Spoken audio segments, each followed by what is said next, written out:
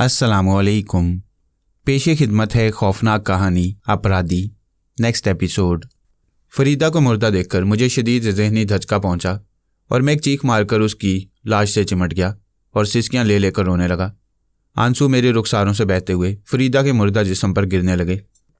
काले कबीले के नंग धड़ंग लोग बैठे हुए थे और खामोशी से मुझे बैन करते हुए दिख रहे थे। कुछ देर तक मैं फरीदा की लाश से लिपटा हुआ रोता रहा। फिर मैंने बमुश्किल तमाम अपने आप को संभाला।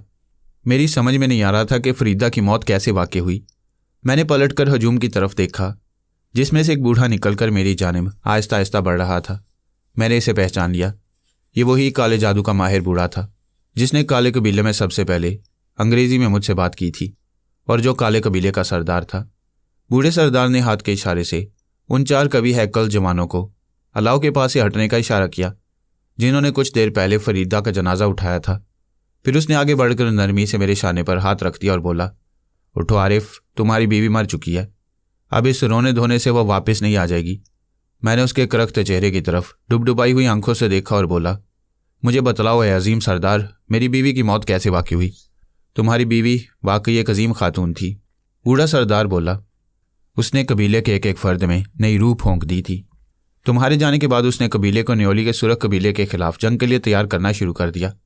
उसने हमारे जंगी माहिरीन को लड़ाई के बारे में बहुत से मुफीद मशवरे दिए। न्योली और उसकी वैशी माँ टैनी ने कई मरतबा अपने काले जादू की मदद से हम पर हमले किए, मगर तुम्हारी बीवी ने उन तमाम हमलों को नाकाम बना दिया। पता नहीं वो क्या क्या पढ़ती रहती थी कि टैनी का एक भी जादुई हमला कामयाब नहीं हो पाता था।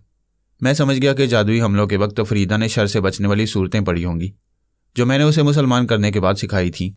दिल ही दिल में मैं फरीदा को इस बात की दाद दिए बगैर न रह सका। फिर क्या हुआ? मैंने पूछा। जादुई हमलों की पैदर पे नाकामियों ने न्योली और उसकी माँ टैनी को बुरी तरह झुंझला दिया था। उसने एक साजिश के जरिया हमारे कबीले के एक शख्स के हाथों तुम्हारी बीवी को जहर दे दिया। कौन बदबख्त है वो? मुझे बतलाओ, मैं उसकी तिक्का बोटी कर दूंगा। हम पहले उसकी तिक्का बोटी करके खा चुके हैं। बूढ़े सरदार ने बड़े संजीदा लहजे में जवाब दिया। क्या मतलब है तुम्हारा? मतलब ये कि तुम्हारी बीवी की मौत के बाद हमने काले जादू के जरिए कातिल का पता चलाया, उसे फ़ौरन गिरफ्तार किया। आज शाम को हमने उसे खूब अजियतें देकर हलाक किया और फिर उसे भून कर खा गए। फरीदा के कातिल के लर्जा खेज अंजाम से मेरे दिल को कुछ सुकून हुआ, मगर मेरे सीने में जलती हुई आग पूरी तरह नहीं बुझी थी। मैंने बूढ़े सरदार से कह दिया कि फरीदा की लाश दरिया में नहीं बहाई जाएगी, बल्कि इसे बाकायदा कफन पहनाकर कब्र में दफन किया जाएगा। बूढ़े सरदार ने मेरी बात तस्लीम कर ली। उसने 4 नौजवानों को बुलाया और जनाजे को उठाने का हुक्म दिया। फिर उसने अलाव को बुझाने के अहकामात दिए और लड़कियों के ग्रुप की तरफ घी तलापने का इशारा किया। अलाव को बुझा दिया गया। 4 नौजवानों ने मिलकर फरीदा के जनाजे को उठाया और बस्ती की जानिब आहिस्ता कदमों से चलने लगे। जनाजे के पीछे मैं और बूढ़ा सरदार सर झुकाए चल रहे थे। अपने कराल से कुछ दूर हमने फरीदा को सुपुर्दे खाक कर दिया। मैंने उसकी मगफिरत की दुआ की। उसी वक्त कहीं से मेरे दिल को चोट पहुंचाने के लिए एक नन्हा सा परिंदा उड़ता हुआ आया और फरीदा की कब्र पर बैठकर नोहा ख्वानी करने लगा और मैं बेकाबू होकर रो पड़ा।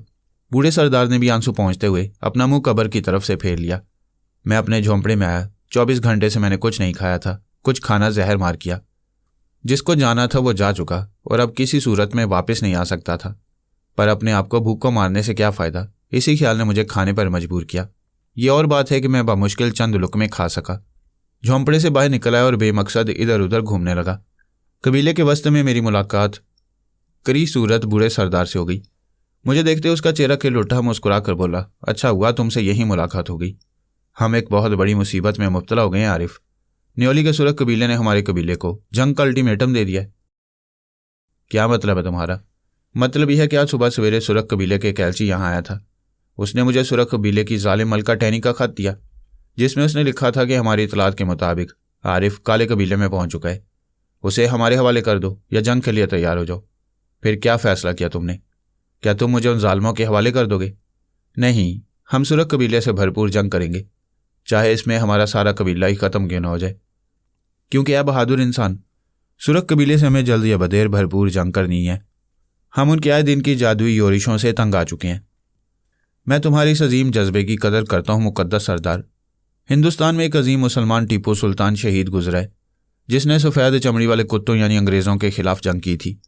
हैदर अली के उस जरी और बहादुर बेटे का कौल है कि शेर की एक दिन की ज़िंदगी गीदड़ की 100 साला ज़िंदगी से बेहतर है।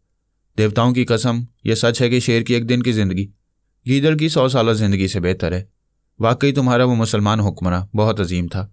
फिर तो उसने बहुत ज़बरदस्त जंग की होगी।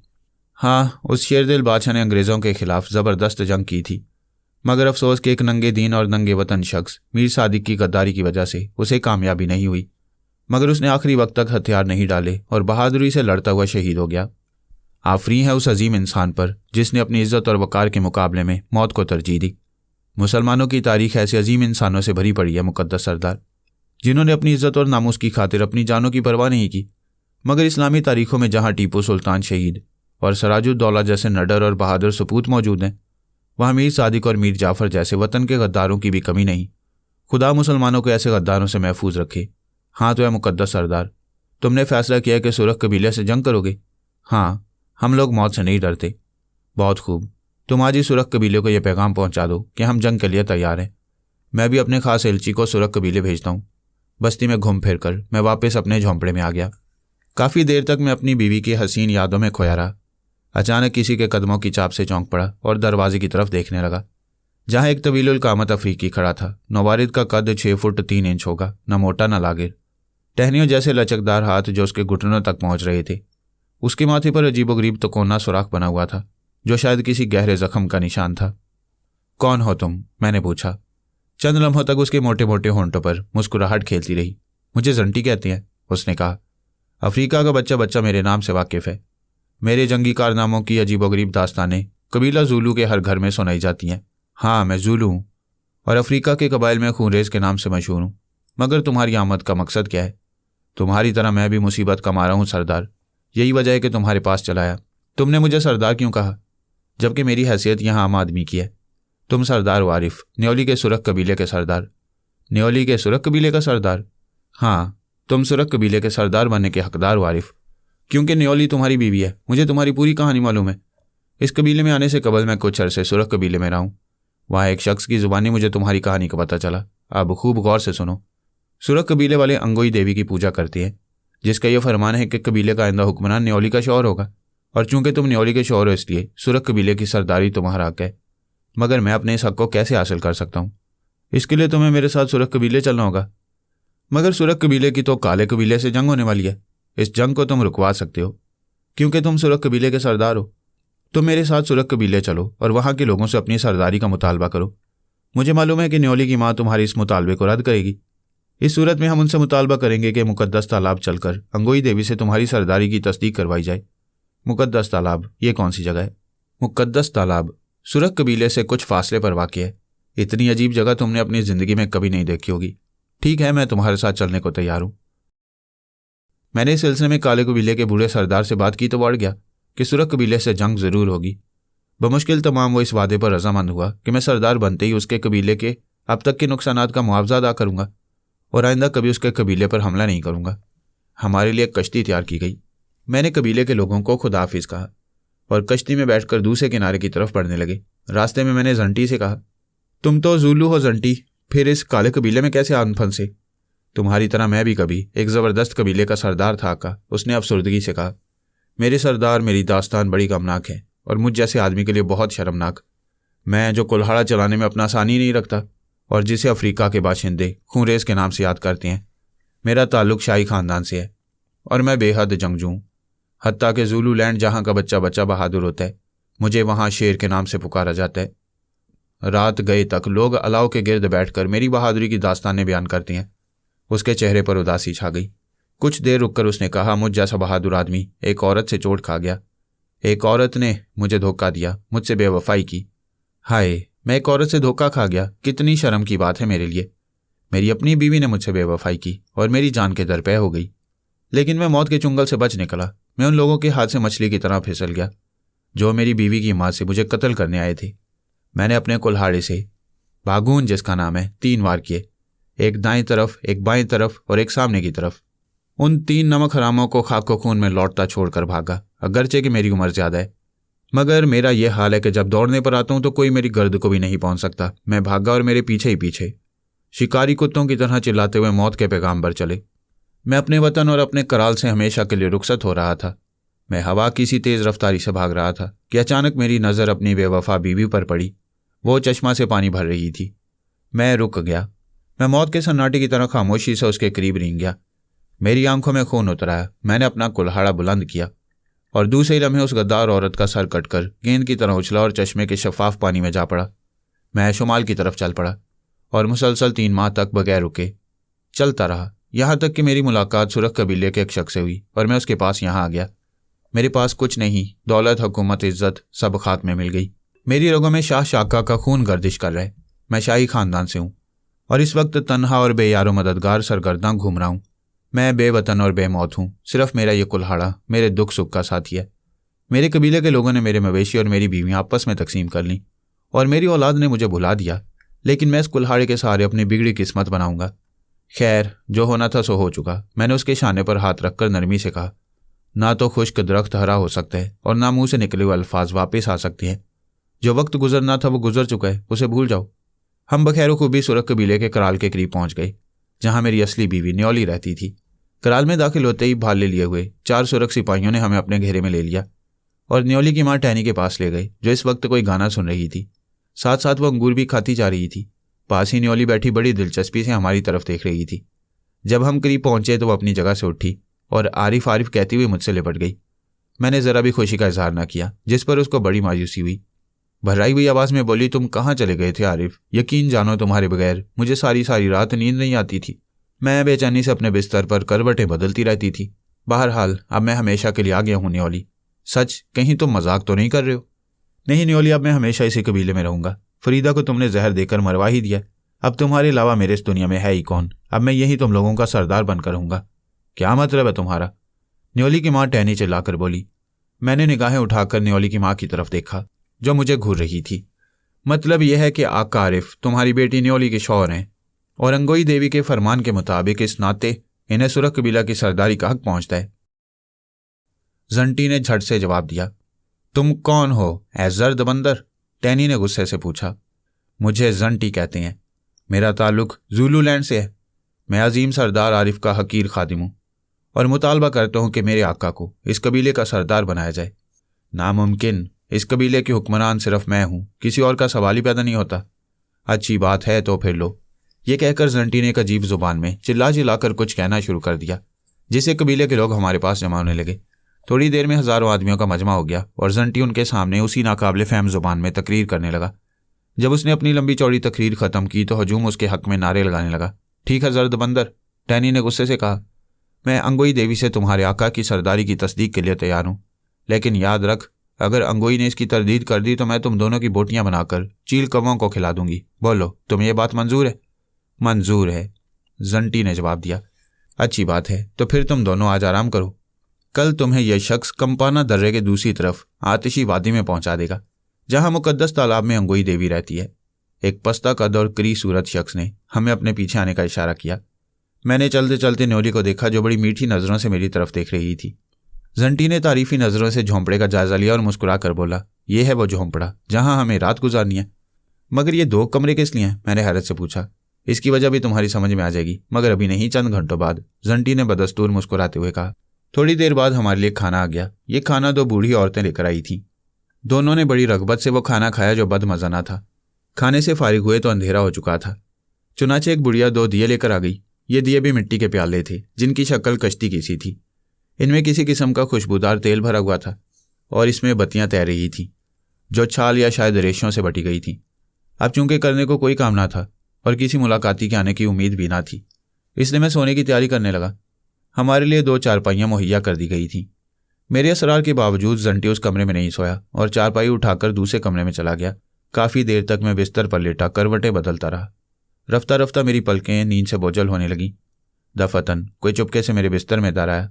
मैंने हाथ बढ़ाया तो किसी वजूद से टकराया। कौन है? मैंने बुखला कर पूछा। मैं हूँ न्योली, तुम्हारी बीवी। तुम तो इस तरह डरे हो जैसे तुम्हारे बिस्तर में शेर घुसा हो। दूसरी सुबह हम नाश्ता वगैरह से फारिग हुए ही थे कि कंपाना माँ साजो सामान के आ गया। कुल 4 खच्चर थे। एक पर सामान लदा था, बाकी 3 खाली थे। हम तीनों खच्चरों पर बैठ गए और आतिशी वादी की तरफ चल पड़े। कुछ अपने सुरख कबीले के बारे में हमें बताओ कंपाना, बस्ती से बाहर निकलते ही मैंने पूछा। हमारा सुरख कबीला इतना बड़ा नहीं है जितना कि लोग समझते हैं। मेरा मतलब है कि आबादी के लिहाज से, रकबे के लिहाज से अलबत्ता यह कबीला बहुत बड़ा है। यहाँ से लेकर आतिशी वादी तक का इलाका हमारा है। आबादी 2 हिस्सों में बटी हुई है, एक वो जहाँ से हम आ रहे हैं, दूसरा वो जहाँ हम जा रहे हैं। सितारे हमारी राहबरी करते हैं। हम सितारों की चाल देखते हैं जिस तरह हमारे अजदाद देखा करते थे। हम सितारों से मशवरे करते हैं, उनके पैगामात सुनते हैं और उनके अहकामात पर अमल करते हैं। हम लोग अफ्रीका के दूसरे लोगों से मुख्तलिफ हैं। हमारा कबीला छोटा है, लेकिन हम फिर भी जिंदा हैं। हमें कोई मिटा नहीं सकता। हम अपनी कुव्वतों के बलबूते पर नहीं, बल्कि अपने इल्म की वजह से जिंदा हैं। इसके अलावा हम लोगों को, यहाँ में से चंद लोगों को, कुछ खास इख्तियारात हासिल हैं, लेकिन मौत पर हमें कोई इख्तियार हासिल नहीं। चुनाचे दुनिया के हर जीरू की तरह हमें भी अपने मुकर्रर वक्त पर इस दुनिया से रुखसत होना पड़ता है। इसके बावजूद हम जानते हैं कि मौत दरअसल वो दरवाज़ा है जिसके ज़रिए हमारी रूह किसी दूसरे रूप में, भले या बुरे रूप में चली जाती है, और फिर हम किसी दूसरे जिस्म में जन्म लेते हैं, इंसानों या जानवरों के इज्सा में। इस तरह हमें जंगल के जानवरों पर इख्तियारात हासिल हैं। तुम मुस्कुरा रहे हो, अच्छी बात है। उन चौपायों की तरफ देखो। उसने अफ्रीका के खूंखार और वैशी जंगली बकरों के एक रेवड़ की तरफ इशारा किया। तुम्हें यकीन दिलाने के लिए मैं उन चौपायों को बुला रहा हूँ। ये कहते ही कंपाना चंद कदम आगे बढ़ गया और अपने मुंह पर हाथों का भोंपू रखकर उसने अजीब आवाज में जंगली बकरों को बुलाया। बकरे यूं खड़े हो गए जैसे कंपाना की आवाज़ सुन और समझ रहे हों। फिर वो पलटे और बड़े इत्मीनान और बेखौफी से चलते हुए कंपाना के सामने, लेकिन उससे चंद कदम दूर आ खड़े हुए। अचानक हवा का एक झोंका मेरी बू लेकर उनके नथनों में जा घुसा। जंगली बकरे चौंके, फुंकारे और अपने सींग झुकाकर मुझ पर हमला करने की तैयारी करने लगे। कंपाना ने जल्दी से उनसे कुछ कहा और अपने हाथ हिलाए। फौरन जंगली बकरे पलटे और बड़ी फर्माबरदारी से अपनी चरागाह की तरफ चले गए। आका, जंटी ने कहा, यह चौपाए जंगली बकरे नहीं है। जंगली बकरे नहीं है? मैंने हैरत से पूछा। तो फिर क्या है? आका, दरअसल ये भूत हैं जिन्होंने जंगली बकरों की शक्ल इख्तियार कर रखी है। शायद ऐसा ही हो। कंपाना एक बार फिर मुझे मुखातिब कर रहा था। अब तुम्हें यकीन हो गया होगा कि हमें जंगली जानवरों पर इख्तियारात हासिल हैं, लेकिन अभी मेरा तजस्सुस बाकी था और मैं इस पुरस्कार देवी के मुतल्लिक बहुत सी बातें मालूम करना चाहता था। लेकिन जब मैंने देवी का नाम लिया तो कंपाना मेरी तरफ घूम गया। मैंने देखा कि उसकी आंखों से शोले निकल रहे थे और चेहरा सुर्ख हो रहा था। उसकी हालत देखी तो मुझे खामोश रहने में ही अपनी आफियत नजर आई। हम लोग बखैर आफियत उस दर्रे या शगाफ की दूसरी तरफ आतिशी वादी में पहुंच गए। उस वक्त दोपहर हो रही थी और सूरज की सुरख शुआओं ने नीचे वादी में सोना सा बखेर दिया था। अजीब वादी थी ये। हालांकि अफ्रीका के जंगलों में अक्सर मुकामात पर ऐसी वादियाँ हैं, लेकिन ये वादी अपनी वसअत की वजह से अपनी मिसाल आप थी। किसी तरह यकीन ही नहीं आता था कि 20 मील तक फैली हुई ये वादी दरअसल एक अजीमुशान आतिश फिशां का धाना था। लेकिन यह हकीकत थी, क्योंकि इसके चारों तरफ लावे की चट्टानें खड़ी थीं। कभी यह धाना खोलते हुए लावे से भरा हुआ था, लेकिन अब इसमें हर तरफ हरियाली थी। धाने के बीच में घना जंगल था और इस बुलंदी पर से जहां हम खड़े हुए थे, जंगल के दरमियान में हम पानी की जबरदस्त चादर देख सकते थे। यही वह मुकद्दस तालाब था जिसमें अंगोई देवी का बसेरा था। तवील और चौड़ा रास्ता एक मैदान में जाकर ख़त्म हो गया। इस मैदान को बाजार कहना मुनासिब होगा। इसके सिरे पर और थोड़े थोड़े फासले से नीम दायरे में झोंपड़ियाँ खड़ी हुई थी, जो बस्ती की दूसरी झोंपड़ियों की बनिस्बत बड़ी थी। गालिबन इनमें सुरख कबीले के उमरा रहते होंगे। इन झोंपड़ियों ने मैदान के पूरे निसफ किनारे को घेर रखा था। बाकी निसफ किनारे से जंगल शुरू हो जाता था। जंगल खौफनाक हद तक घना था। उसमें अजीब किस्म के बुलंद और बाला दरख्त सर उठाए खड़े थे। ये जंगल मुकद्दस तालाब के किनारे तक चला गया था और यह तालाब बस्ती से कई मील के फासले पर था। इस मैदान के बीच में 3 अजीब इमारतें थीं। उनमें से 2 तो मीनार थे जो 50-60 फुट बुलंद थे। ये मीनार पत्थर के थे। इनकी चोटियां नोकदार थीं। पत्थर का एक चक्करदार जीना नीचे से ऊपर चला गया था। इन दोनों मीनारों के दरमियान एक 25-30 फुट बुलंद प्लेटफॉर्म था, जैसे किसी नामुकम्मल एहराम की चौकी हो। उस प्लेटफॉर्म पर आग जल रही थी। ये कैसी इमारतें हैं जंटी? मैंने पूछा। दीदबान, जंटी ने जवाब दिया। दीदबान? मैंने हैरत से कहा। यहाँ दीदबान की क्या ज़रूरत है जंटी?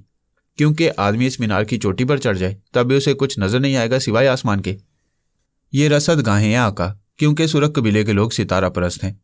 इन मीनारों पर से वह सितारों की चाल देखते रहते हैं। इन दोनों मीनारों के दरमियान जो प्लेटफॉर्म है वो गालिबन कुर्बान गाय। मैंने गौर किया तो मालूम हुआ कि प्लेटफॉर्म वाकई एक कुर्बान गाय। इससे ज़्यादा मुझे कुछ और देखने का मौका न मिला, क्योंकि हम एक झोंपड़ी के सामने पहुंच चुके थे। कंपाना ने जो हमारे साथ था बताया कि यही झोंपड़ा हमारी क्यामगाह है। ये झोंपड़ा खासा कुशादा था और दूसरी तमाम झोंपड़ियों से अलग थलग। हम झोंपड़े में दाखिल हुए। हमने मुँह हाथ धोकर भेड़ के भुने हुए गोश्त और मोटी मोटी रोटियों से अपने पेट की आग बुझाई। फिर मैंने पाइप में तंबाकू भरा और इसे जलाकर हल्के हल्के कश लेने लगा। पाइप पीकर फारिग हुआ तो अंधेरा उतर चुका था। मैं चारपाई पर बैठ गया और जूते उतारने लगा। जूते उतार कर लेटा ही था कि कंपाना आ गया। आका आरिफ, वो बोला, मैं आपको उस जगह ले जाने आया हूँ जहाँ आपकी सरदारी की तस्दीक या तरदीद अंगोई देवी करेंगी। मैंने फ़ौरन दोबारा जूते पहन लिए और मैं और जंटी उसी वक्त कंपाना के साथ झोंपड़ी से बाहर निकल आए। कंपाना हमें उस मैदान में ले आया। यहाँ मैंने देखा पूरे सुरख कबीले के जवान लोग मौजूद थे। कंपाना हमें लेकर आगे बढ़ा और हम बैठे हुए मर्दों और औरतों के दरमियान से गुजरते हुए प्लेटफॉर्म या कुर्बानगाह के करीब और फिर कोई 20 सीढ़ियां चढ़कर कुर्बानगाह पर पहुंच गई, जो हैरत अंगेज हद तक वसी और रीस था। ऊपर पहुंचकर मालूम हुआ कि यह प्लेटफॉर्म दरअसल कुर्बानगाह की चौकी थी, क्योंकि कुर्बानगाह इस प्लेटफॉर्म पर और बिल्कुल बीच में बनी हुई थी, जो लावे के पत्थरों की थी, 12 फुट के मुहित में फैली हुई और चौकोर थी। इस पर आग जल रही थी। आग के सामने सफ़ेद लिबादों में मलबूस महंत खड़े थे। उनके सर मंडे हुए थे और वह सर झुकाई इबादत में मशगूल थे। कुर्बानगाह के दाएं तरफ सफ़ेद लिबादा पहने कोई और नहीं बल्कि खुद न्योली बैठी हुई थी। न्योली के बराबर एक तख्त पर उसकी माँ टैनी बराजमान थी। वो अपनी बड़ी बड़ी आंखों से मेरी तरफ देख रही थी। न्योली के करीब एक तपाई सी रखी थी। मुझे उस तपाई पर बिठाया गया। जंटी मेरे बराबर खड़ा हो गया। मैं यूं महसूस कर रहा था जैसे किसी दूसरी दुनिया में आ गया हूँ, खामोश और पुरस्कार दुनिया में। ये खामोश रस्म या इबादत ज़्यादा से ज़्यादा तवील होती गई, यहाँ तक कि मेरी बेचैनी इंतहा को पहुँच गई। ऐन उस वक्त एक सुरीली और खुशहांग आवाज़ ने इस पागल कर देने वाली खामोशी को तोड़ दिया। यह आवाज़ कहीं ऊपर से आ रही थी। मैंने सर उठाकर ऊपर नज़र की और अब पहली मर्तबा देखा कि उन मीनारों पर जो प्लेटफॉर्म के दाएं बाएं थे, 2 सफ़ेद पोश खड़े हुए थे, एक दाएं और एक बाएं मीनार पर, और साफ जाहिर था कि वो दोनों सितारों की चाल देखने में मसरूफ़ थे। यह आवाज़ बाएं तरफ की मीनार पर से आई थी, लेकिन फ़ौरन इस किस्म की खुशहांग आवाज़ बाएं तरफ मीनार से भी बुलंद हुई और फिर मीनारों पर खड़े हुए दोनों महंत एक साथ और आवाज़ से आवाज़ मिलाकर कोई गीत गाने लगे। मैं इसके बोलना समझ सका। मीनार पर खड़े हुए दोनों महंतों के हाथों में एक एक छड़ी थी। आखिरकार उन्होंने अपनी अपनी छड़ी आसमान की तरफ उठा दी। इस इशारे के साथ ही खामोशी का तिलिस्म टूट गया। लोगों की जुबानें खुल गईं। मैदान में बैठे हुए लोगों में जिंदगी की लहर दौड़ गई। महंत आग को सजदा कर रहे थे।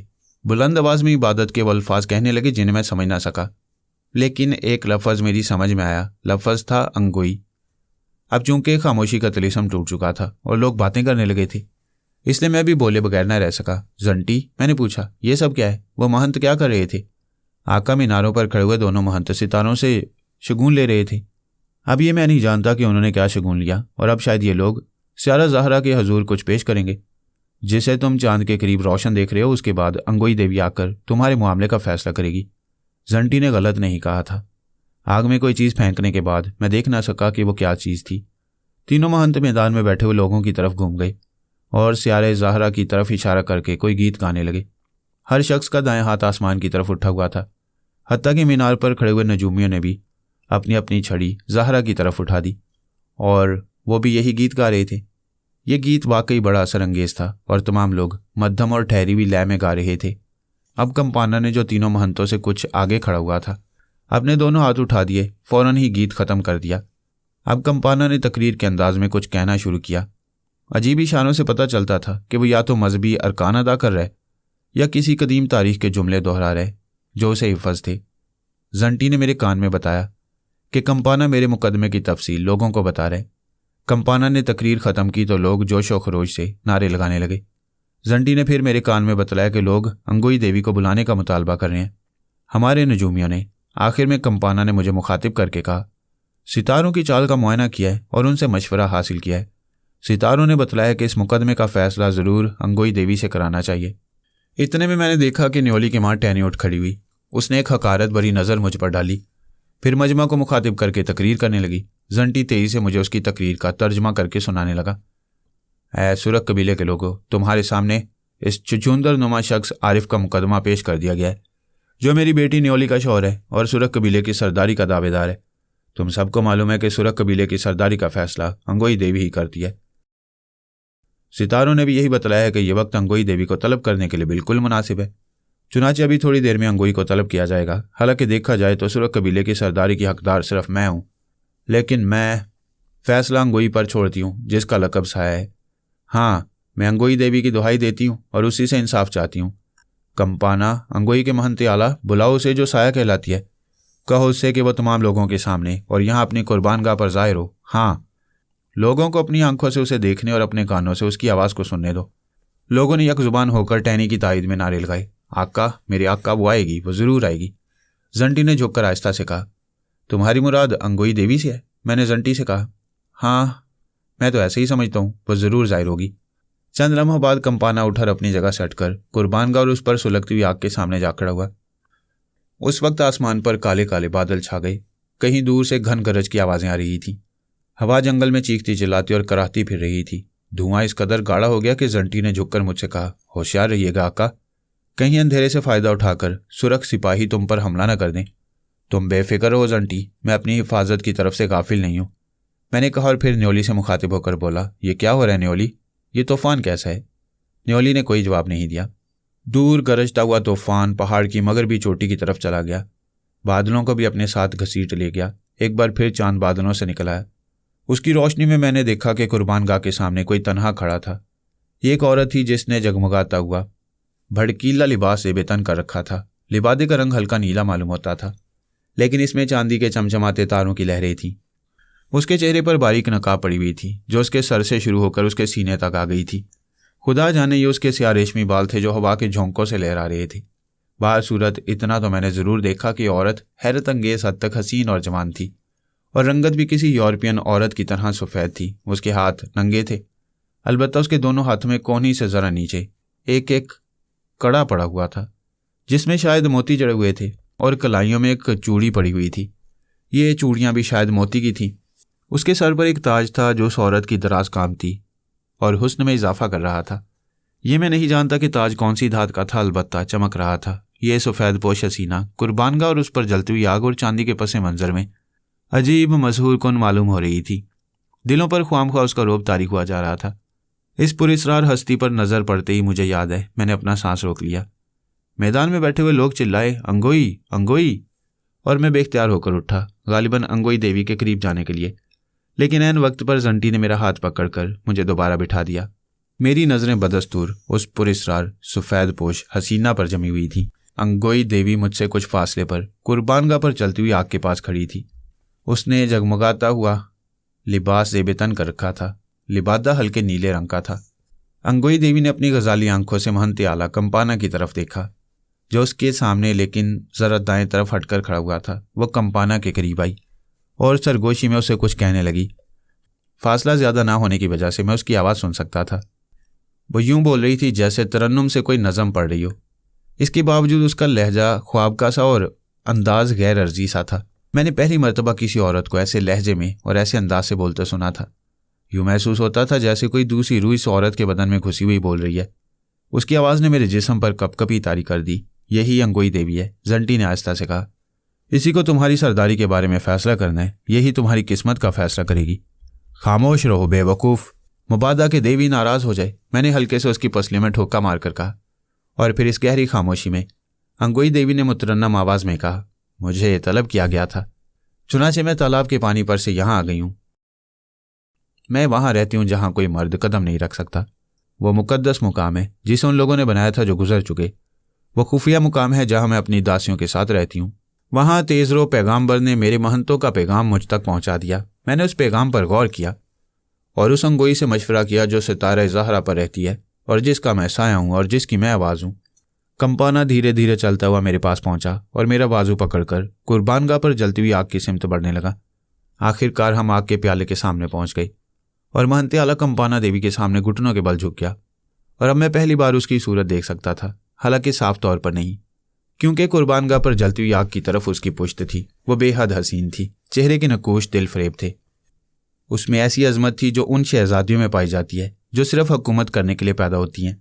कौन हो सकती है औरत, मैंने सोचा। कौन सा खून इसकी रगों में गर्दिश कर रहा है? इस सवाल का जवाब मैं हासिल नहीं कर सका। अलबत्ता एक बात मुझे उसी वक्त और उसी जगह मालूम हो गई, यानी ये कि वो कोई भी हो, देवी या कुछ और, बहरहाल उसका दिल इंसान का था। क्योंकि जब वो कंपाना पर झुकी तो उसके चेहरे पर जज्बात ने उसका राज फाश कर दिया। ये उस देवी का जिसकी पूजा कदीम ज़माने से की जा रही हो चेहरा ना था, बल्कि उस औरत का चेहरा था जो अपने महबूब को खुशामदीद कह रही हो। उस महबूब को जिसे आखिरकार उसने हासिल कर लिया था। उसके होंठ कांप रहे थे, उसकी बड़ी बड़ी सी आंखों में मोहब्बत की चमक थी। वो जैसे शिद्दत जज्बात से निढाल हो रही हो। ऐ महंत आला, अंगोई देवी ने कंपाना से कहा, तुम मेरे सामने इजहार अकीदत करोगे? हाँ ए अजीम देवी, मैं ज़रूर तुम्हारे सामने इजहार अकीदत करूँगा, कंपाना ने कहा और अंगोई देवी के कदम या शायद लिबादे का दामन चूमने के लिए झुका। अंगोई देवी ने उसे झुकते देखा तो जल्दी से अपना हाथ आगे बढ़ा दिया और बेहद नीची आवाज़ में, जिसे मैं और कंपाना ही सुन सकते थे, कहा, कदम नहीं, हाथ चूमो कंपाना। कंपाना ने उसका नाजुक हाथ अपने हाथ में लेकर उसकी पुश्त पर अपने होंठ रख दिए अंगोई देवी ने अपने हाथी दांत के असा से 2 दफ़ा कंपाना के माथे को छुआ। ऐ महंती आला, अब मुझे बताओ कि तुम लोगों ने मुझे यहाँ क्यों तलब किया है? अंगोई देवी ने पूछा। ऐ अजीम देवी, हमने तुझे यहाँ इस शख्स के मुकदमे का फैसला करने के लिए तलब किया है। कंपाना ने मेरी तरफ इशारा करके कहा। यह शख्स जिसका नाम आरिफ दाऊद है, इस कबीले की सरदारी का दावेदार है। इसका कहना है कि शहजादी न्योली का शौहर होने के नाते वो इस कबीले की सरदारी का हकदार है। न्योली की माँ मलका टैनी इस बारे में क्या कहती है? इससे पहले कि कंपाना कोई जवाब देता, मलका टैनी उठ खड़ी हुई और निहायत नरम लहजे में बोली, अंगोई, मुकद्दस अंगोई, यह शख्स आरिफ दाऊद इस कबीले का सरदार नहीं बन सकता, क्योंकि यह शख्स सरजमीन अफ्रीका का बाशिंदा नहीं है। ए महंतो, ए मुशीरो, ए लोगो, यही है ना पूरा मामला? अंगोई देवी ने पूछा। हाँ, यही है, तमाम लोगों ने यक आवाज़ होकर कहा। और अब अंगोई देवी ने कंपाना की तरफ देखा और कहना शुरू किया, मैं वो फैसला सुना रही हूँ जो मेरी ज़ुबान पर रख दिया गया है, क्योंकि मैं उस अंगोई की आवाज़ हूँ जो आसमानों पर है। मैं आसमान की आवाज़ हूँ और मेरा फैसला ये है कि आरिफ दाऊद इस कबीले का सरदार नहीं बन सकता। अव्वल तो ये शख्स सरजमीन अफ्रीका का बाशिंदा नहीं है, और दूसरे, इसे न्योली का शौहर भी तस्लीम नहीं किया जा सकता, क्योंकि न्योली के साथ इसकी शादी इस कबीले की मखसूस रसूमात के मुताबिक नहीं हुई। लिहाजा ये शख्स किसी तरह भी इस कबीले की सरदारी का हकदार नहीं। यह आसमानों की आवाज़ है और उस अंगोई का फैसला है जो सितारे ज़हरा पर रहती है। ऐ महंतो, ऐ लोगो, बोलो, तुमने यह फैसला सुना और कबूल किया? अंगोई देवी की ख्वाबनाक और असरंगेज आवाज़ डूब गई और सब ने एक आवाज़ होकर कहा, हाँ, हमने सुना और कबूल किया। और फिर अंधेरे में किसी महंत की आवाज़ उभरी। कंपाना ने साया की दुहाई दी थी। उसने चाहा था कि साया आए और अपनी ज़ुबान से सितारे ज़हरा की अंगोई का फैसला सुनाए। फैसला सुना दिया गया। अंगोई ने अपनी आवाज़ में कह दिया, बस अब खेल ख़त्म हुआ। अंगोई देवी के फैसले ने मेरे सारे वजूद को सुन करके रख दिया। मेरे ज़हन को शदीद ज़हनी धचका लगा। मुझे इस बात की तवक्को नहीं थी। जंटी भी फटी फटी आंखों से अंगोई देवी को देख रहा था। न्योली की माँ टैनी फातिहाना मुस्कुराहट के साथ मेरी तरफ देख रही थी और मारे गुस्से के मेरा खून खौल रहा था। मेरे बस चलता तो अभी टैनी का गला घोंटकर हलाक कर देता। चंद लम्हों बाद आसमान पर काले काले बादल छा गए और कहीं दूर से घन गरज की आवाज़ें आने लगी। कुर्बानगाह की रोशनी में चंद धुंधली धुंधली शबीहें हरकत करती नजर आ रही थीं। दूर गरजता हुआ तूफान पहाड़ की मगरबी चोटी की तरफ चला गया और बादलों को भी अपने साथ घसीट ले गया और एक बार फिर चांद बादलों से निकल आया। मैंने देखा कि कुर्बानगाह पर अंगोई देवी मौजूद नहीं थी।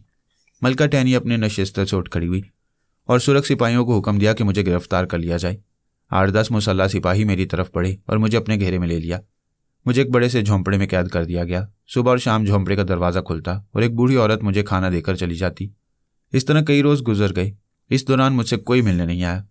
मुझे रह रहकर जंटी का ख्याल आ रहा था। पता नहीं वो कहाँ और किस हाल में है। मैंने पहरेदारों से कहा कि मुझे न्योली और उसकी माँ टैनी से मिलना है। वो मुझे लेकर एक दूसरे झोंपड़े में गए, मगर वहाँ पता चला कि न्योली और उसकी माँ कबीले की असल बस्ती में गई हैं। जब मैं पहरेदारों की मैयत में अपने झोंपड़े के सामने पहुंचा तो पता चला कि कुछ लोग इसकी छत दुरुस्त कर रहे थे और कुछ लोग मेरे झोंपड़े के गिरदा गिर्द खंदक सी खोदने में मसरूफ थे। इस खंदक में से एक ज़बरदस्त नाली निकाली गई थी और उसके जरिए इस खंदक के पानी को इस गुजरगाह को बड़े नाले से मिला दिया गया था, जो खंदक से ज़्यादा दूर ना था। सुरख कबीले वालों की इन एहतियाती तदबीरों पर तवज्जो दिए बगैर मैं झोंपड़े में पहुंचा, बिस्तर पर लेट गया और एक मुख्तसर सी नींद सोने की कोशिश की, लेकिन सो ना सका क्योंकि बाहर से अजीब और अनोखी आवाज़ें मुसलसल सुनाई दे रही थीं। मैं दिमागी तौर पर इस कदर थका हुआ था कि ये मालूम करने के लिए भी उठा ना गया कि ये आवाज़ें कैसी हैं और कहाँ से आ रही हैं। सूरज गुरूब हो रहा था कि कंपाना आ गया। हालांकि मैंने बड़ी सर्द मोहरी से उसे खुशामदीद कहा, लेकिन फिर भी वो मुस्कुराता रहा।